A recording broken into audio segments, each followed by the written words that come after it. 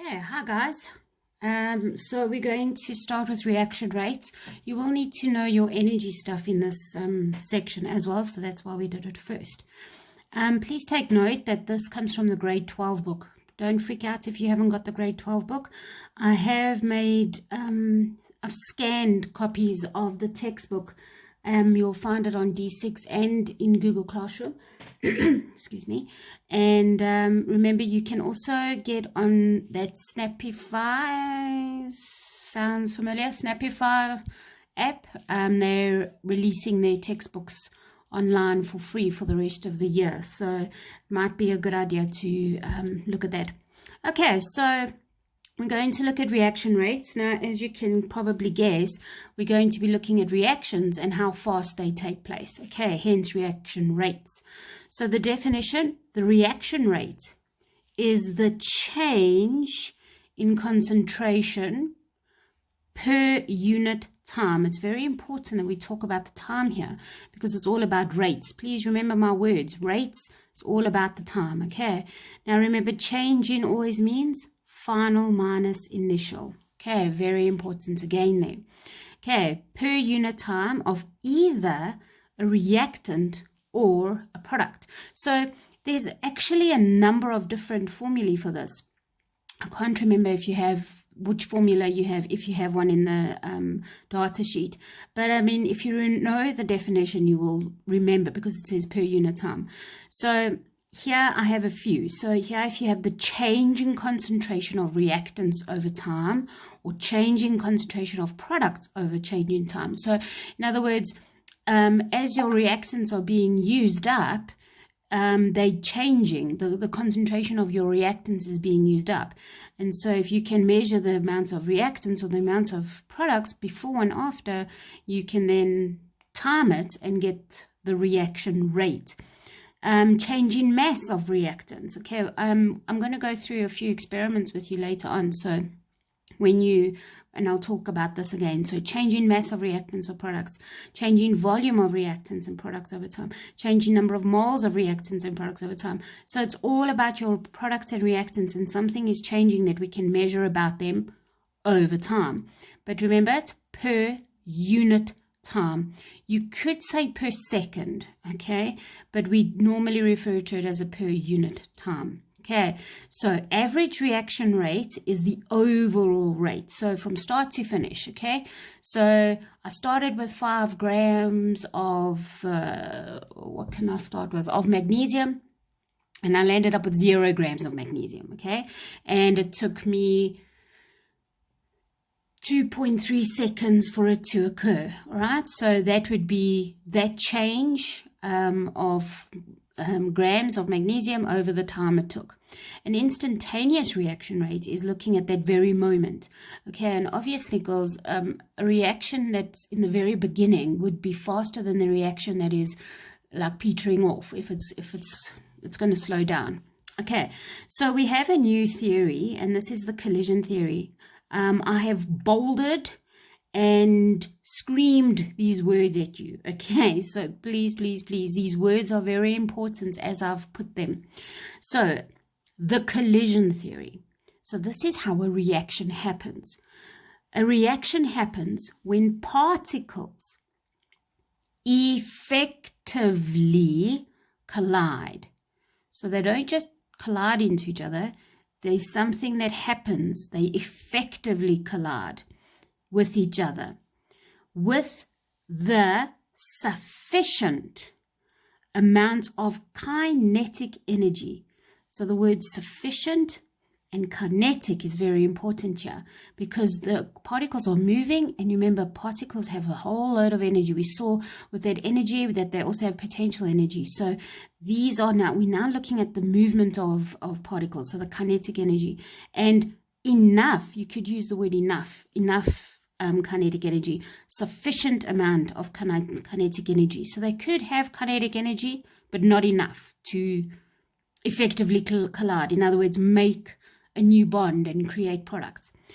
And at the correct orientation, this part is not that much needed, but it is still part of this. So in the correct orientation, so I'm going to explain that now. So here, for example, if we have particles with not enough kinetic energy. So here are two particles, they're both diatomic molecules, you can see.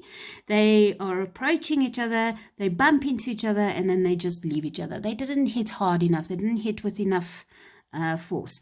So particles moving slowly, colliding, then bouncing off each other. Okay, nothing happened, it wasn't effective, it didn't make a product. Now they're moving faster towards each other. They hit each other, and bam! There's two new substances. So there and there, they have now bonded. Now, let's take a look at the orientation. What do I mean by that? It's the way they hit each other. So here we have the particles coming head on, if I could say. They hit each other and then they move away. They didn't hit in the right spot.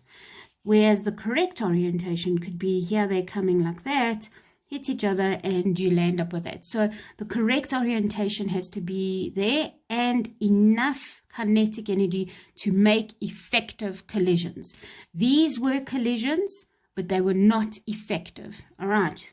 So if we increase the number of collisions, we would make the reaction go faster. So if we could say to these, or if we could give it more energy, if we can make sure it's in the correct orientation, anything that we can do to increase collisions, that would increase a reaction rate. Okay. Increase number of effective collisions, and therefore the reaction rate will increase. So I know this is repeating yourself here, but these chemistry teachers that set exams are very pedantic about this.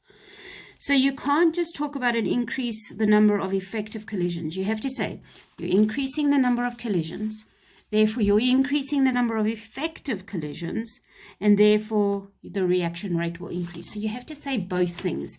You're increasing collisions, you're increasing effective collisions, you're therefore increasing the rate of the reaction. Okay. So there are factors involved. Now the factors in the textbook, they have one more factor. And they say it depends on the type of substance. Now that makes sense, but I'm not going to focus on that. Okay. So these are the 4 factors that we deal with. The other's not wrong and you really can talk about it, but it's rarely tested. Okay. So the 4 factors. Now, firstly, temperature. Okay. We know that temperature causes particles to move faster. What does faster mean? It means that you've got more kinetic energy. Right, remember that. So therefore, we're going to increase collisions. We're going to increase effective collisions. We're going to increase the rate of the reaction. Okay, the cooler it is, the lower the kinetic energy, the less collisions, the less effective collisions, the lower the rate. All right, makes sense. Think about if we filled my classroom, or let's talk about your bedrooms now. If we fill your bedrooms with a whole lot of grade 1s, okay, and then we tell them to run around, that's fine. Then we give them a whole load of sweets and we tell them to run around. Okay, there's going to be much more collisions between these little kids than before the sweets. Okay, they're going to go crazy. So think of it as energy. Right, concentration. Okay, it's also pressure in gases. If we increase the pressure in a gas, we're doing the same thing here. So here we have a low concentration, very few particles. Here we have a lot of particles. So again, think of your bedrooms and we put in 3 little grade 1s and we tell them to run around. The number of collisions is not going to be that high. However, if you put in a whole class, there's going to be a lot of collisions. Okay, so concentration.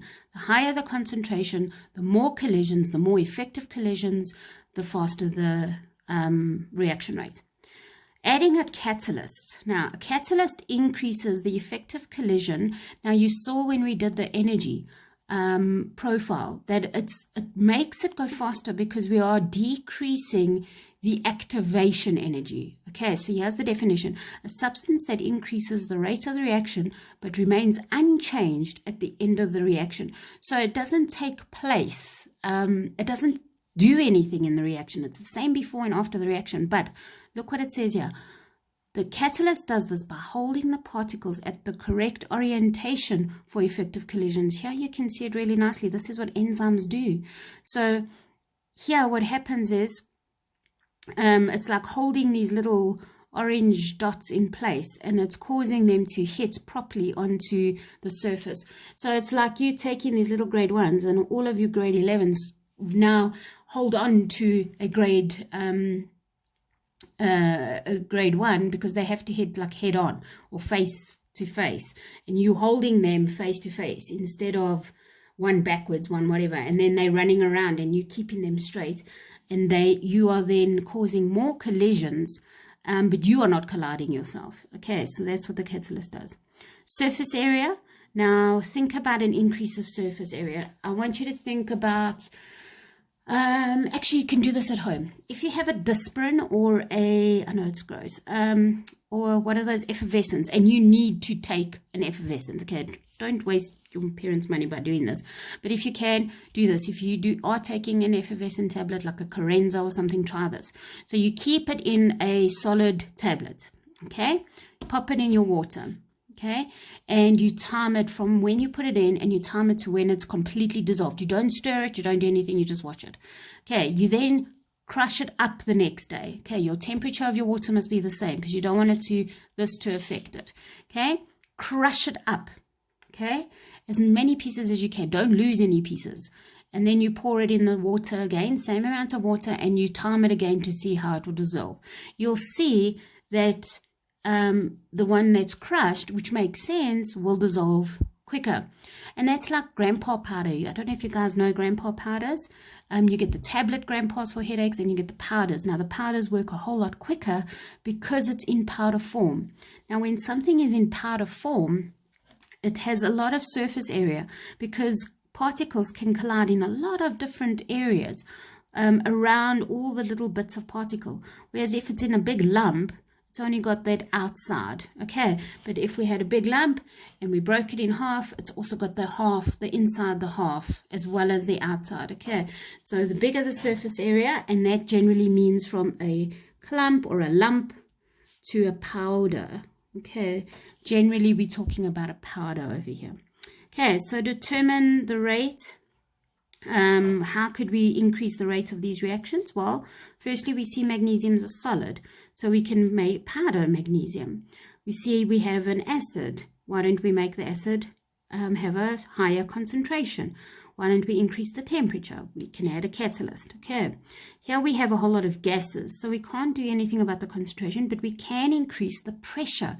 Remember, in pressure, if you've got a container and you decrease the volume, you are increasing the pressure inside. Remember the syringes, when you held them closed and you had to try and squeeze, the volume decreased, but your pressure increased. Okay, so increased pressure, increased temperature, and so on. Here we have liquids. Again, increased pressure, increase remember, this is a liquid, so only aqueouses can you change concentration. So this one you can increase temperature, add a catalyst. That's basically it. Okay, so you can read this. This is now just a chemical reaction happens when particles collide effectively to form new substances. To increase the reaction rate, more effective collisions need to happen. So you can increase the surface area. Now this is kind of what you're going to be what I've just said over here. Okay, so we're talking about if we change these things, we can then increase the reaction rate.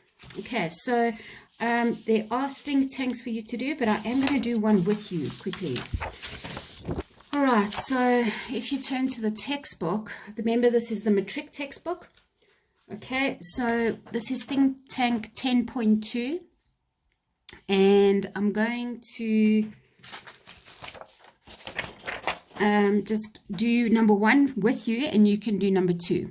All right, so in a laboratory investigation to measure reaction rates, some lumps, see I told you, lumps of calcium carbonate reacted with hydrochloric acid to produce carbon dioxide. So here's our lumps, and it's a solid. Here's our acid. I wonder if I should bring this down a little bit just so that it's a bit bigger for you. Okay. And here's our carbon dioxide, and water's being made, and here's calcium chloride. All right, so in each experiment, 2 grams over there of calcium carbonate was reacted with 150 centimeters cubed, that's 150 milliliters of acid. one sample of acid had a concentration of 2 moles per decimeter cubed. So this is 2 moles per decimeter cubed. I'm going to just highlight that here.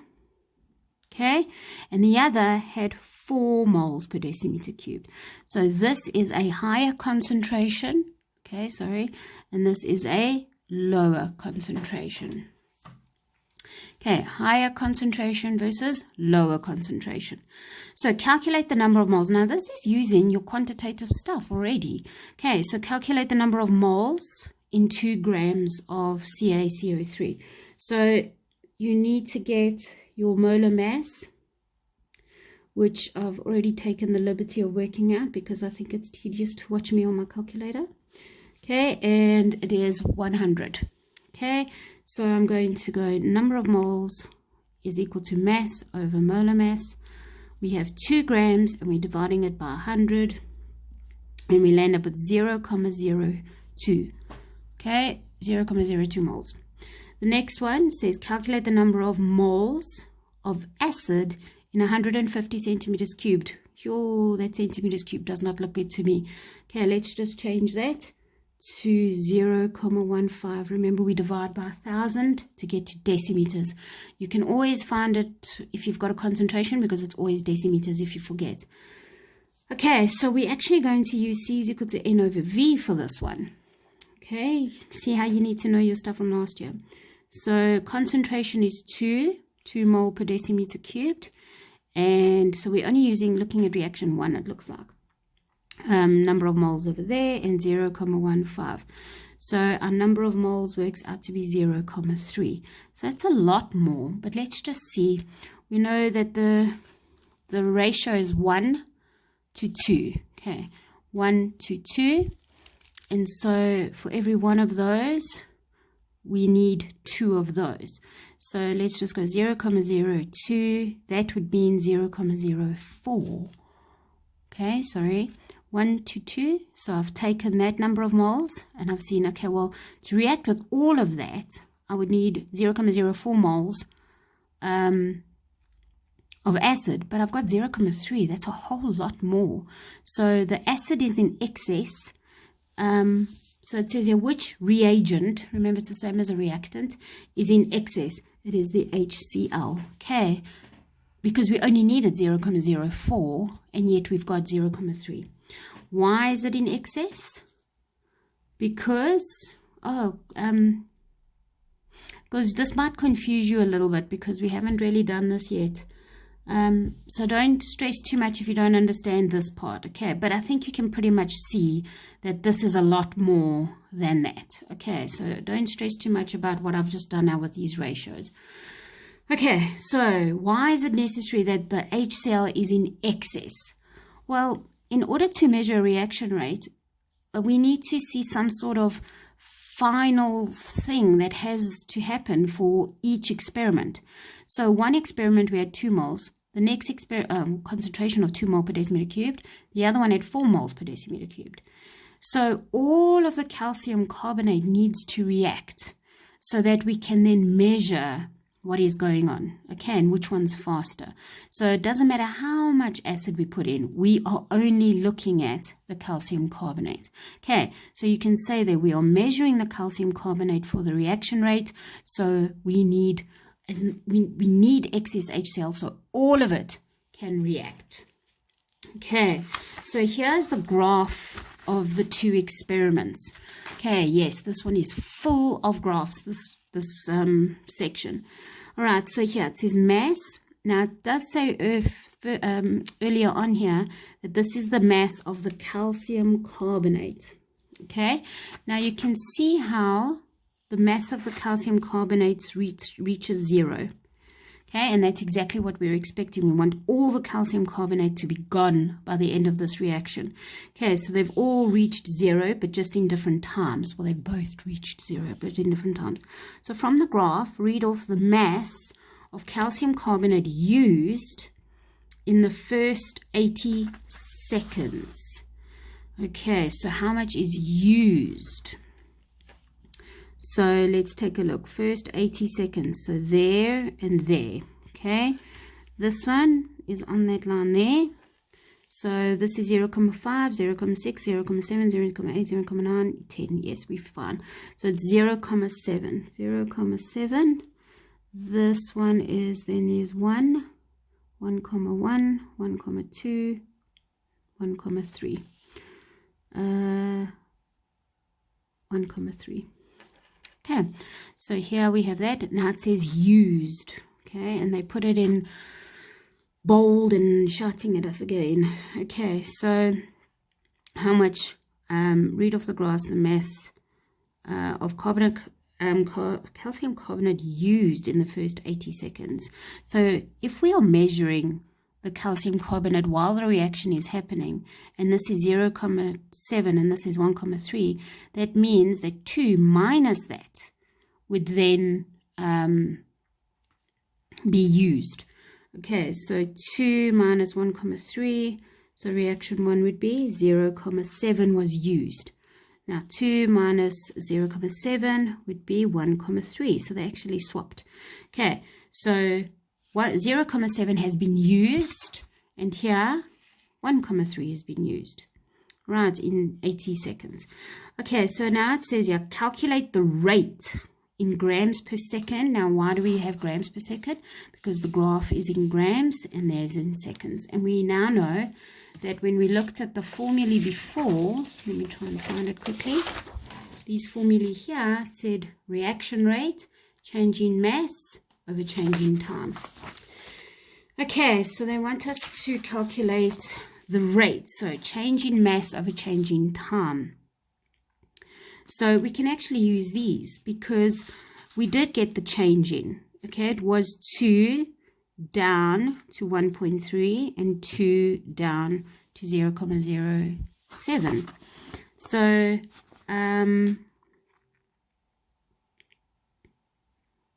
if we do that, that would be 0, 0.7, because that's how much it decreased by. So that was your change in. Look, because you can take the whole average. So you can say 2 down to 0 is 2. So your change in is 2 grams. And the same here. And then you can make it over 200 and 400. I don't know if you would rather do that. You can use these and use the 80 as your time, but I think I'm going to do what I said here. So we know that the change in the reaction was we had 2 grams and we land up with 0. So final minus initial. So 0 minus 2 gives us minus 2, but we didn't just use the 2, divided by 400. 2 divided by 400 because it took 400 seconds. Okay, and we land up with 0, 0.01. Okay, and then here we have, oh no, sorry, what did I do? Oh, sorry, I got these mixed up. 0, 0.005, and then here we have 2 divided by 200 because the second experiment ended at 200, and we land up with 0, 0.01. Okay, so this experiment, number 1, okay, so this one is 0, 0.005, this one is 0, 0.01. So if we're looking, this is, remember, this is not a time, this is a rate. So this rate is slower because it's less, and this rate is faster. And it makes sense if you look, here the reaction finished in 200 seconds, here the reaction finished in 400 seconds. So which one was faster? Experiment 2. Experiment 2 was faster.